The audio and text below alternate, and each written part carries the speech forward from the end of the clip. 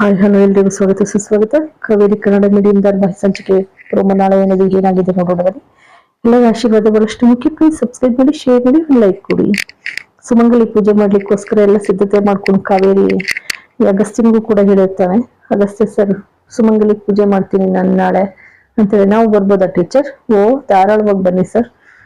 ಹಾಗೇನೆ ಗಂಗಮ್ಮ ಸೊ ಈ ಕಾವೇರಿನೂ ಕೂಡ ಕರ್ಕೊಂಡು ಬರ್ತಾ ಇರ್ತಾರೆ ದೇವಸ್ಥಾನಕ್ಕೆ.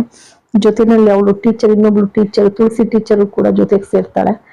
ಮೂವರು ಬರ್ತಾ ಇರ್ತಾರೆ. ದಾರಿ ಬರ್ತಾ ಗಂಗಮ್ಮ ಹೇಳ್ತಾರೆ, ನಮ್ಮ ಕಾವೇರಿ ಟೀಚರ್ ಅಂತೂ ಬಹಳ ಚೆನ್ನಾಗಿ ಕಾಣ್ತಾ ಇದಾರೆ ಅಂತ ಹೇಳಿ. ಅಷ್ಟರಲ್ಲಿ ಇವಳು ಅಗಸ್ತ್ಯನ್ ಗುಂಗನಲ್ಲೇ ಬರ್ತಾ ಇರ್ತಾಳೆ. ಅಗಸ್ತ್ಯನ್ ಗುಂಗಲ್ ಬರ್ತಾರೆ. ಇವಳು ನೋಡ್ಬಿಟ್ಟು ತುಳಸಿ ಇದ್ದವಳು, ಏನ್ ಟೀಚರ್ ಯಾರಾದ್ರೂ ಮನ್ಸಲ್ಲಿ ಇದಾರ, ಅದಕ್ಕೆ ಏನಾದ್ರು ಅವರನ್ನೇ ಜ್ಞಾಪಿಸ್ಕೊಳ್ತಾ ಇದ್ದೀರಾ ಅಂತ ಹೇಳಿ ಕೇಳ್ತಾಳೆ.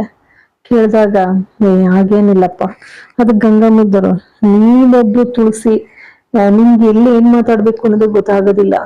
ಕಾವೇರಿ ಟೀಚರು ಅವ್ರು ದೇವಸ್ಥಾನಕ್ಕೆ ಪೂಜೆಗೋಸ್ಕರ ಬಂದಿದ್ರೆ ನೀವೇನೇನು ಮಾತಾಡ್ತಿರಲ್ಲ, ನಿಮ್ಮ ಯಾರಿಗೆ ಎಲ್ಲಿ ಏನ್ ಮಾತಾಡ್ಬೇಕು ಅಂತ ಗೊತ್ತೇ ಆಗೋದಿಲ್ಲ. ಅದಕ್ಕೆ ಬಗ್ಗೆ ಗಂಗಮ್ಮ ಆಗಂತೀಯ? ನನ್ ಕಾವೇರಿ ಟೀಚರ್ಗೆ ಒಳ್ಳೇದೇ ತಾನೇ ಹೇಳಿದ್ದು, ಅವ್ರ ಮನ್ಸಲ್ಲಿ ಏನಾದ್ರು ಇದ್ರೆ ಒಳ್ಳೇದಾಗ್ಲಿ, ಹುಡುಗ ಸಿಗ್ಲಿ ಅಂತ ಹೇಳಿ ಅಂದೆ ಅಷ್ಟೇ. ಸರಿ ಬಿಡಿ ಗಂಗಮ್ಮ ಹೋಗ್ಲಿ ಅಂತೇಳಿ ಕಾವೇರಿನೂ ಕೂಡ ಅಂತಾಳೆ. ಆದ್ರೂ ಅದಕ್ಕೆ ಗಂಗಮ್ಮ ಮುಂದುವರಿಸ್ತಾಳೆ, ನಮ್ಮ ಕಾವೇರಿ ಒಳ್ಳೆಯವ್ರಿಗೆ ಒಳ್ಳೇದೇ ಆಗ್ಬೋದು. ನಮ್ ಕಾವೇರಿ ಟೀಚರು ಒಳ್ಳೆಯವ್ರಾದ್ರಿಂದ ಅವ್ರಿಗೆ ಒಳ್ಳೆ ಹುಡುಗನೇ ಸಿಗ್ತಾನೆ. ಅದನ್ನೇ ತಾನೇ ನಾನು ಹೇಳಿದ್ದು ಗಂಗಮ್ಮ.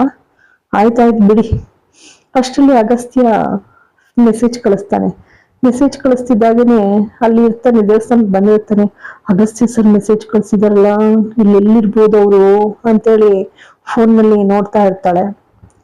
ಆದ್ರೂ ಕೂಡ ಇಲ್ಲಿ ಕಣ್ ತಪ್ಪಿಸ್ಬಿಟ್ಟು ಇಬ್ರು ಕೂಡ ಭೇಟಿ ಆಗೋಕೆ ಅಂತೇಳಿ ಓಡ್ತಾರೆ. ಅಷ್ಟರಲ್ಲಿ ಗಂಗಮ್ಮ ಇದ್ದವರು, ಕಾವೇರಿ ಟೀಚರ್ ಬೇಗ ಬನ್ನಿ, ಇಲ್ಲೇ ನಿಂತ್ಬಿಟ್ರೆ ಹೇಗೆ, ದೇವ್ರು ಇನ್ನೂ ಅಲ್ಲಿ ಇರೋದು, ದೇವ್ರ ದರ್ಶನ ಮಾಡೋಣ ಬನ್ನಿ. ದೇವ್ರ ದರ್ಶನ ಮಾಡ್ಬಿಟ್ಟು ದೀಪ ಹಚ್ಚೋಣ.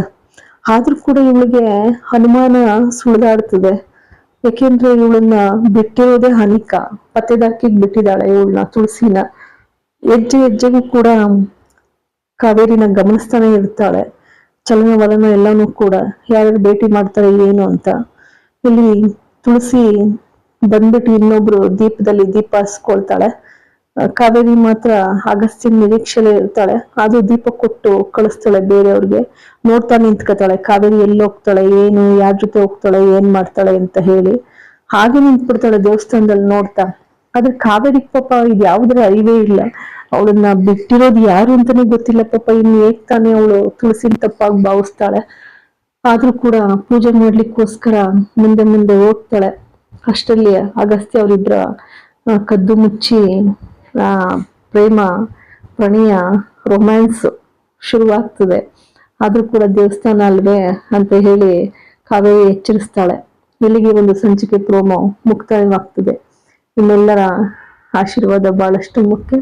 ಪ್ಲೀಸ್ ಸಬ್ಸ್ಕ್ರೈಬ್ ಮಾಡಿ, ಶೇರ್ ಮಾಡಿ, ಒಂದು ಲೈಕ್ ಕೊಡಿ. ಮತ್ತೊಮ್ಮೆ ಮುಗಿದೊಮ್ಮೆ ಎಲ್ಲರಿಗೂ ಕೂಡ ಅನಂತ ಧನ್ಯವಾದಗಳು.